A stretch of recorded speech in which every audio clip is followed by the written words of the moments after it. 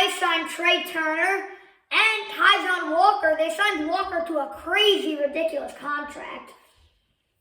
But both teams all of a sudden have crazy amounts of money. The Giants, who said they were going to try to get Trey Turner and Aaron Judge, have gotten neither. We will talk about all that and more in today's Blue Baseball production video. First of all, if you want more off-season news, like and subscribe to the channel, and we will come out with more videos about the off-season. So Jacob deGrom went to the Rangers, then immediately the Mets countered that in an obscure $43 million contract per year to Justin Verlander. That's more a year than Aaron Judge is making, who signed with the New York Yankees. What? I'm going to wear a Yankee hat. I'm kidding, I'm not. But, so Verlander is getting paid $86 million over 2 years. We saw this happen last year with Max Scherzer. It didn't work out. Max Scherzer got lit up in the wild card round, and the Mets pitching staff is becoming a funeral home. You've got all the old people ready to go away into retirement, run off into the sunset, and the whole pitching staff will fall apart in the next 2 years. Verlander, gone. Scherzer, gone. Bassett, we don't know if they're going to re-sign him yet. We don't know where he's going. So that's about it for the Mets pitching staff. It's not looking good for them. But, I mean, they do have Steve Cohen, so he can throw money at anybody and get it done. Then, the Phillies, on the same day that the Mets signed Justin Verlander, which was like 2 days ago, the Phillies signed Trey Turner to, I believe, like 9 or 11 years, which is weird because Trey Turner is not going to be good in like 9 or 11 years. His speed's going to slow down. He doesn't hit for much power as it is, so he's not going to be as great of a player in 11 years. Then, what else? Wilson Contreras, the Cubs catcher, the former Cubs catcher, is now part of the St. Louis Cardinals. He signed with them, but after losing Wilson Contreras, the Cubs went out and signed both Cody Bellinger and, Jameson Taillon. Bellinger they signed to a $17 million contract. What the Cubs are doing doesn't make much sense to me because they're not going to make a run at the playoffs, in my opinion, in the near future. So why are they paying Bellinger $17 million to be one of the worst hitters in baseball over the past few years? I don't know. They're hoping he has a resurging season, but I don't see that happening, not the way he's been playing. And now they're paying him $17 million, which is a lot of money. Then Jameson Taillon, former Yankee, is going there, and the Yankees pitching staff has to get better.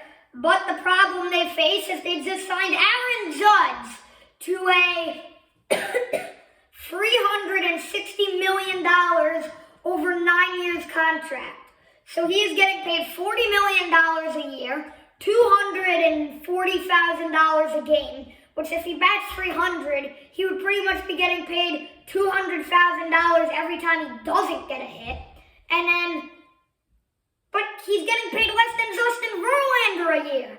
I know that Judge has got the longevity, but in my opinion, the Mets are paying Verlander for what he did, not what he will do.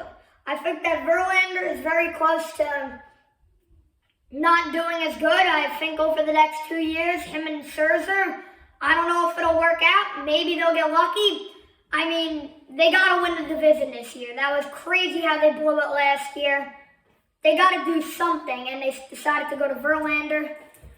The Yankees, I mean, I think they might just retire Aaron Judge's number tomorrow. They love retiring numbers, and since he re-signed, I bet you in the contract it said, we'll retire your number if you sign with us. Either way, Jon Heyman came out and said that the Giants signed Aaron Judge yesterday. Everybody thought it was a done deal. He was on the Giants. Well, no, he's not. he goes back to New York, and he's staying there for 9 years, probably the rest of his career. I mean, he will definitely, I think, be in the 500 home run club, maybe even the 600 home run club. I think if he continues to play the way that he played last season, which he won't, but if he continues at like a 30-something home run pace, a 40-something home run pace, I think he will easily be in the Hall of Fame. Next up, we have, I don't think there were many other big free agent signings. Besides, like I said, the Phillies signing Trey Turner, Taijuan Walker, who's very hit or miss. He could either be like the best pitcher for 3 weeks and then have a game where he absolutely blows up and lets up 700 runs. Then so the Dodgers lost out on Trey Turner. So what I think this means is that there's a few big shortstops still left on the table. There's Carlos Correa and Xander Bogaerts. I think that's it. Oh, and then I think Josh Bell went to the Guardians, I think maybe. And then Jose Abreu, I think he went to the Astros. Those are some not as big deals, but two teams that made the playoffs last year. Astros won the World Series, and these people will contribute to their success next season. But I think with the two big shortstops left on the market, I think that the Dodgers will sign Bogaerts. And then Correa. Where will Correa go? Because I think Bogaerts is definitely not going back to Boston. Not with, what's his name there? Trevor Story. So I think Bogaerts will go to the Dodgers. I could see Carlos Correa going to a few teams. I could see him going to the Mariners. The Orioles I could see, but not as much. They have Jorge Mateo there. Maybe they can, I don't know if he plays outfield. Either way, I could see them getting, so I could see him going to the Orioles. I could also see him, though, going to the St. Louis Cardinals, considering the Cardinals went out.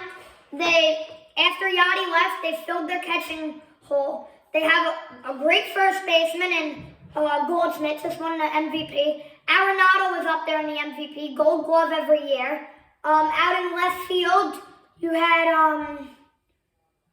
I think in the outfield they had like they're going to have Dylan Carlson, what else?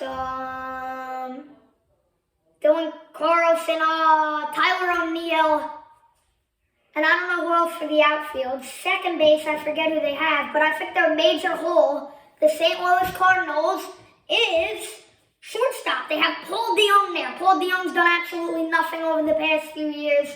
I think that they could go to Correa to fill the hole, especially if they're going to go spend money. I think they're going to do it on Correa. The Mets signed Jose Quintana, I think, as well. This deal made no sense. He came from the Cardinals. He wasn't that good. He's a ground ball pitcher, and if he's a ground ball pitcher, he had like a 3.50 or something ERA. If you're he could be a 4 or 5 starter. But if right now what they're looking at him to do is be a free starter, unless they go out and sign Bassett, go out and sign Rodon. So with Quintana, he was a ground ball pitcher and had a high ERA when he was pitching for the St. Louis Cardinals, the best defense in baseball. If you have the best defense in baseball, you're a pitcher that gets the ball in play, and you still get lit up, he's going to be horrible on the New York Mets. I mean, I'm probably going to be wrong, and I'm probably going to, be wrong like always, but still, that is a horrible signing. The Mets are just randomly signing pitchers, seemingly with no purpose. Their pitching is going to explode in 2 years. Verlander gone. Scherzer gone in 2 years. I just can't see what the Mets are doing, working out. And I think that is it for today's video. See ya.